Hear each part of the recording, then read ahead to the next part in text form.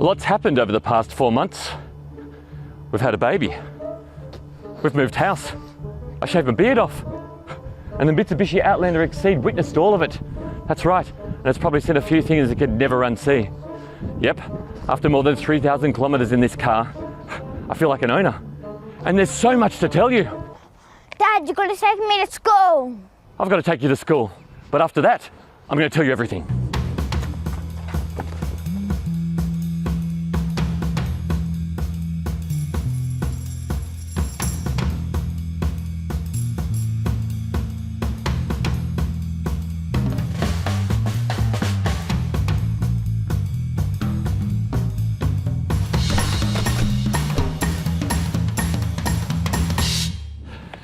All right, school drop's done, Bob's back at home, let's talk the Outlander. Now, I reviewed the Outlander when it launched last year, and I've also put it back to back against its rivals like the Subaru Forester, the Kia Sportage, and the Hyundai Tucson. But nothing beats living with a car for 4 months like I've just been doing. So the purpose of this review is to tell you everything that I've learned. So we're going to talk about how easy it is to use every day, what the best features are, what it's like to drive, that type of thing. Ready? Let's do it.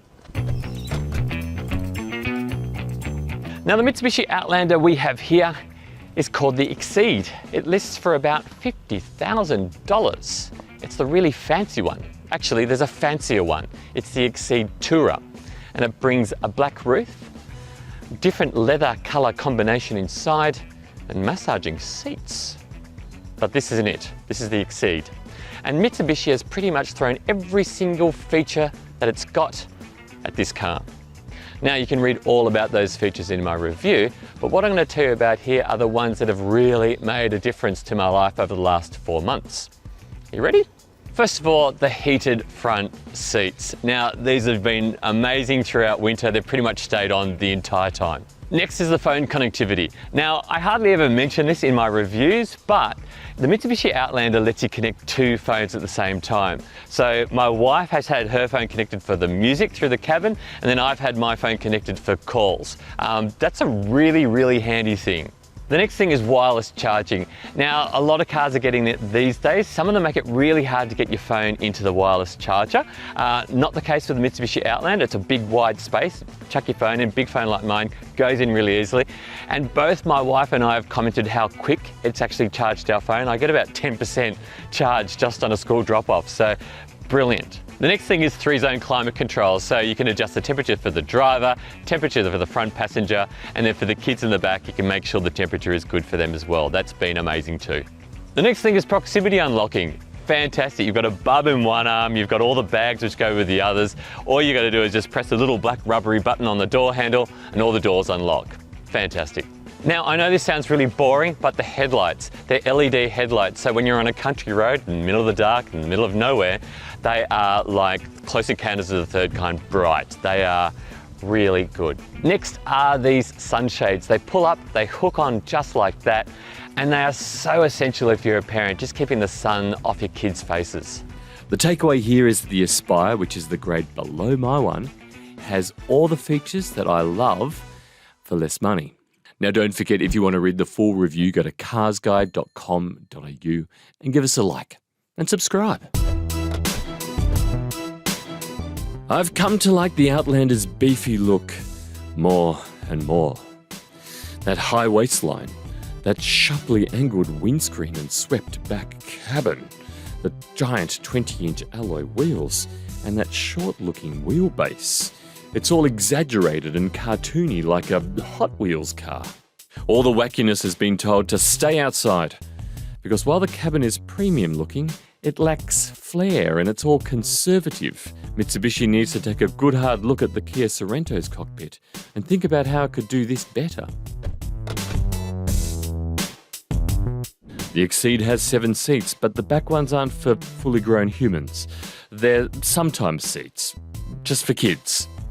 But for my little family of 4, it has been the perfect size. Now, car seats are there on the window sides, obviously. We've got the rear wood-facing baby seat behind the driver's seat, behind my driver's seat.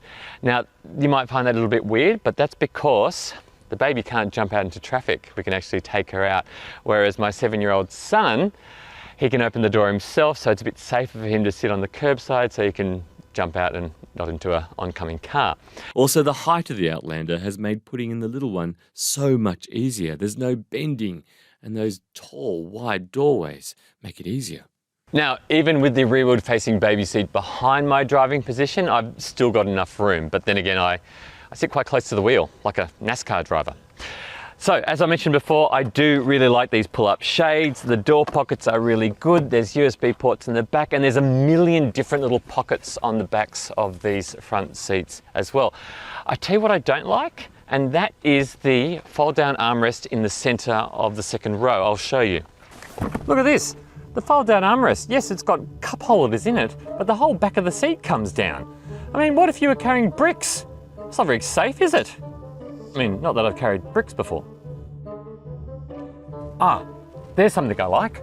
These little lights, they're amazing. They're right over your children's faces. And for our newborn, it's pretty much been on for the entire time over the past 4 months. So I can see her face. And I really like this leather upholstery which comes on the Exceed as well. Not only does it look good, it's actually really easy to clean. That was filthy 5 minutes ago. Now look at it.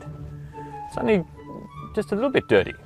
Now, the Outlander's boot isn't massive at all, not big at all for the class, but it's just big enough for us. So it fits our pram, it fits our bags, it fits all the other bits and pieces which go with having a couple of kids. And I may have changed a couple of nappies in here as well.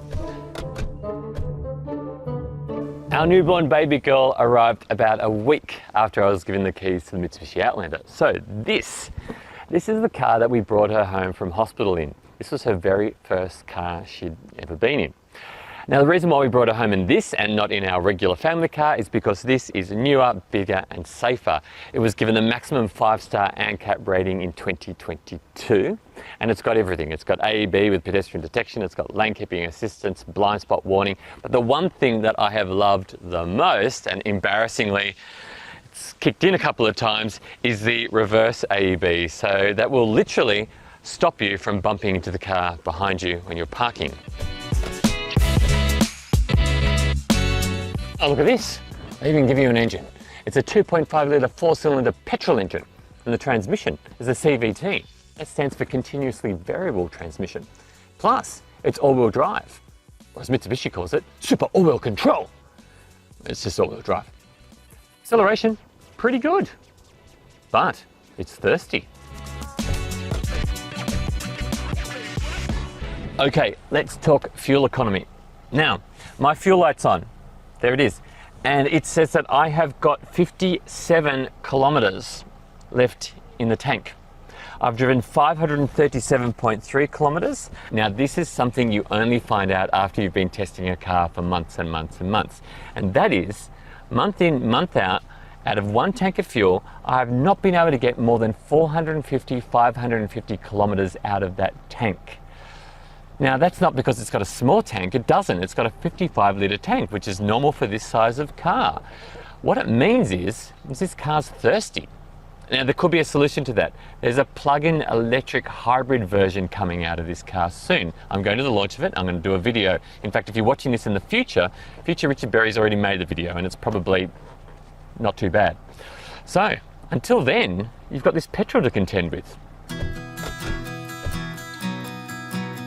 Another thing that I want to mention is how comfortable these seats are. They are really good seats. The steering wheel also feels nice and chunky and good in your hands too. All right, let's go for a drive. Now, you've got a whole lot of settings down here for mud and gravel and stuff like that. I've just left it in normal the whole time. I wouldn't go too far off the road in this, but it's good to know that you can get a little bit adventurous if you want to. Okay, so what are the not so good things about the way the Outlander drives? Now, there's one thing, and I haven't changed my mind about this ever since I first drove it, and that's its ride. The Outlander, this Exceed, doesn't have a good ride, and that means how it feels on the road over the bumps. I've worked it out. This is what it is, I think I've worked it out. It's got really soft suspension and really big wheels. So it's all roly-poly in the turns, and feels all pillowy. But when you hit a pothole, your really big wheels with really thin rubber, really thin tires, send a vibration through the whole cabin. So you've got a rolly, soft, hard vibration on Sydney roads a lot of the time. Now, you'll get used to it. I have, my whole family have got used to it. But then, when we've driven another test car, like a Subaru Forester or something like that, and we've realized how comfortable your drive can be, then you realize how not so good the ride in this car is. Now, the other not so good thing about the way the Outlander drives is the visibility isn't that great. You feel quite big in this car, and on top of that, you've got these big chunky A-pillars which get in the way, and you've got a narrowish windscreen which sort of makes it difficult to see out the front. Now, that's really only visibility out the front. Visibility out the back is excellent. But you will get used to that poor visibility. Eventually, you'll feel like you're wearing this car. I like that. You can't see it from here, but it's the head-up display. It also comes on the Aspire, but for Sydney speed zones, it's good to be able to just look straight ahead and see how fast you're going. Now, a good thing is how easy it is to drive. The pedals feel good under your feet. The steering wheel feels good in your hands. The steering is actually quite responsive, and the acceleration is responsive as well. It's easy to drive.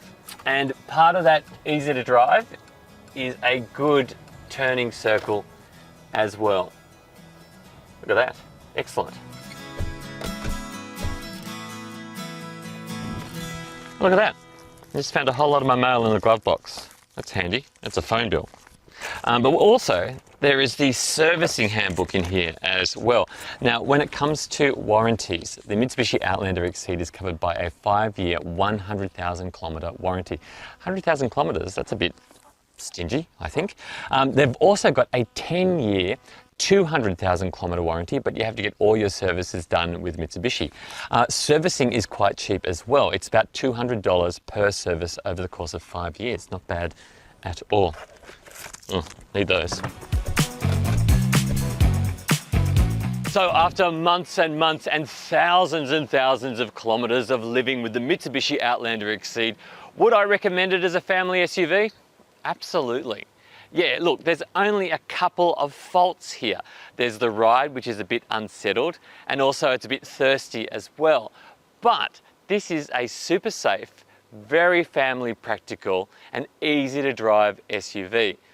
Recommend it in a shot. What's the time? 3 o'clock. I've got to do the school pickup. Scores there.